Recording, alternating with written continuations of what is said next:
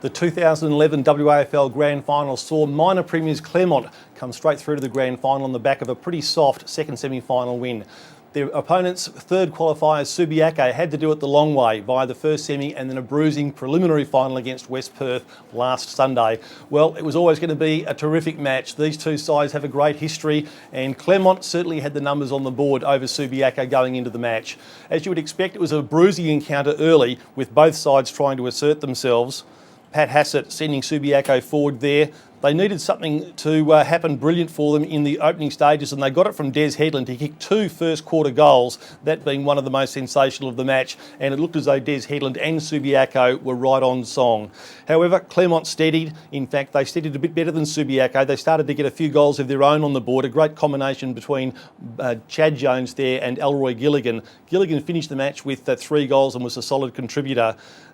By quarter time, Claremont had started to assert themselves. They were certainly freshened up by the week off that they had, and Subiaco, having lost Michael Ricks and a few clouds over other important players, including that man there, Blake Broadhurst, was always going to hamper them. They lost Clancy Wheeler, their number one ruckman, in a bruising first quarter clash with Brett Jones, and so they're on the back foot there. But they just worked the ball forward tirelessly. At times it wasn't pretty, as is evidenced by that goal there from Alistair Pickett in his last game of senior football in a very, very celebrated career. Subiaco were hanging in there. They trailed by 25 points at half-time. Trinity Hanley, a versatile player who was used in a number of roles during the course of the game, kicked one there. They always seem to have the answers, the Tigers. Subiaco would never give up. Their character and spirit this afternoon could never be doubted, despite the fact that they had Ben Randall out of the game as well as Clancy Wheeler.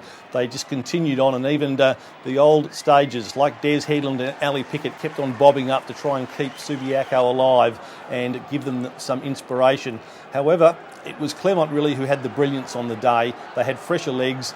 Ian Richardson was in brilliant form. His use of the football was one of the real features of the game, and he combined there with young Tom Lee, a young man in his first senior grand final who stood tall and played a very, very good game. Kicked a goal there. Richardson backed up, kicks a long goal in the last quarter, and they led by 33 points at three-quarter time and really continued on in their own way in the last quarter. You can see the quarter-by-quarters there as the game developed. Claremont by 12 points at quarter time, by 25 points at half-time.